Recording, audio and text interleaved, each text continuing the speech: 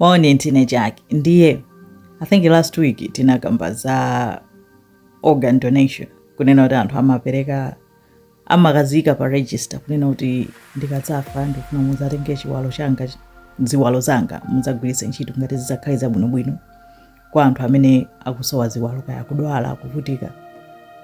Ndapaliza kunena kuti pali zinthu zina zomwe zimapangika ano kwa anthu amene no alandira maorgans aja edi amayitchula kuti cellular memory, akuti ziwalo zija zimapeza kuti zatsalira ni ma cells onena kuti nangasi ma cells a munthu amene wamwalira uchete akuti memory kapena chikumbutso chikumbumtima memory sikhala mbrain moka. Memory ma cells ena amene amapanga contain memory amatha kupezeka so mumtima according to science ndi zimapangisa kuti pena anthu amene alandira ma organs aja aziyamba kupanga behave ngati munthu uja amene anamwalira uja pena. Koma a science amatsutsa beti ngakhale iwo ndi amene anabwera ndi concept ya cellular memory amatsutsa kuti no palibe proven scientific fact kuti munthu umasintha nkuyamba panga behave ngati munthu amene anamwalira kapena anthu amene anamwalira edi. Koma tagwirani chako mwansa anapitiriza chifukwa chonero ndofuna ma cases awiri edi okhudzana ndi cellular memory tentegeze. Mayi uyu ndi Claire Sylvia. Claire ankadwala pulmonary hypertension, yonena kuti kupuma kumavuta mtima umavuta ndi matenda ake analonera kuti sakanachirayi. Anamuyika pa waiting list yonena kuti patapezeka munthu kuti ali ndi mtima wa healthy kapena mapapu a healthy azamutani akhoza kumpanga transplant. Claire ankakhala ku New England ku USA. Anapezeka kuti mu 1988 analandira call kunena kuti kwapezeka mtima ndi mapapu and donor wake auti anali mnyamata wa zaka 18 onena kuti anamwalira. Samawauza nthawi zambiri kunena kuti donor wanu ndi wakuti amangopanga transplant kwa ziwalozo. Ndi anathamanga naye ku chipatala ku Yale New Haven Hospital mu May 1988. Anamuyika mapapu aja, ananchosa mapapu ake oti sanali abwino ofookeratu kumuyika mnyamata wa zaka 18. Anamuyika so mtima wa mnyamata uja, anamchosa mtima wake. Atatangochira atangopeza bwino kuchoka pene paja chinthu choyamba chomwe anafuna anayitanisa mowa.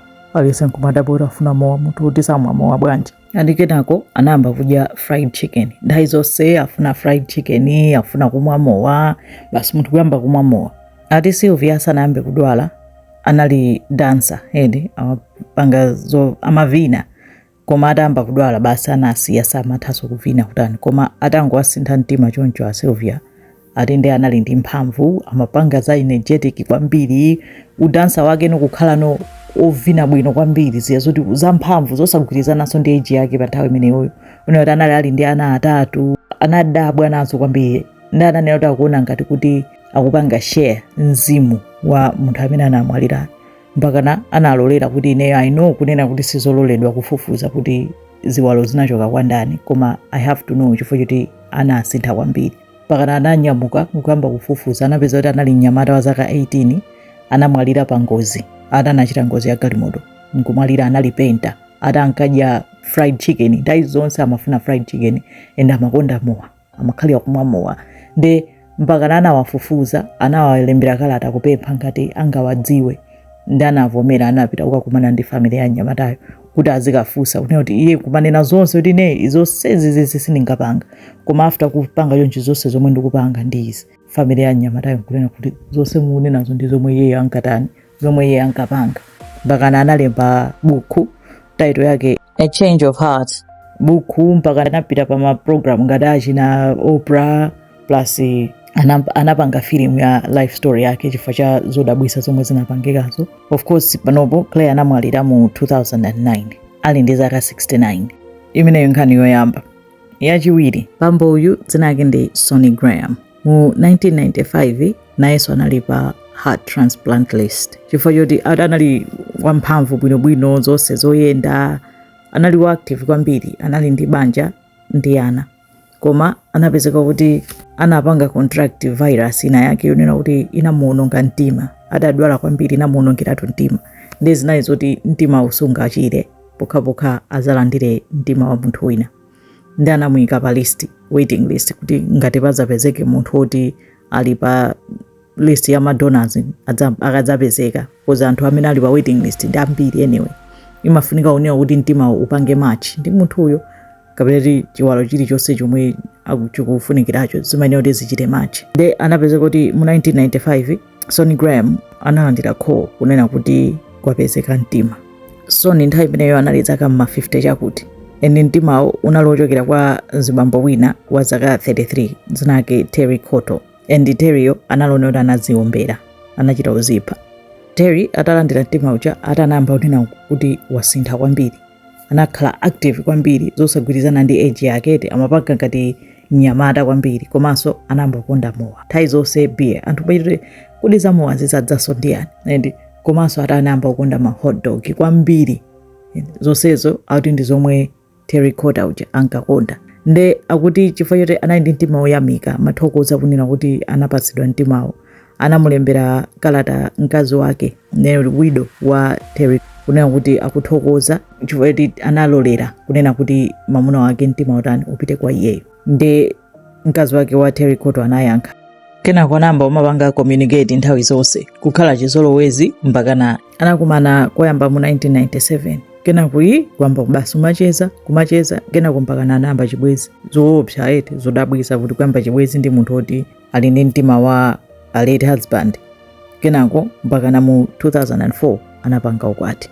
Ata anthu ankanena kuti banjalo limaoneka kuti amaoneka ngati akugwirizana, akumvana, kukhala bwinobwino, ngakhale akuti munthu wakeyo nthawi zonse Graham amanena kuti akungofira ngati kuti iyeyo ndi munthu wina, ngati si mmene analilipo yamba before transplant. Mu 2008 akuti Graham ananyamuka kuti afuna akatenge mwana ku sukulu.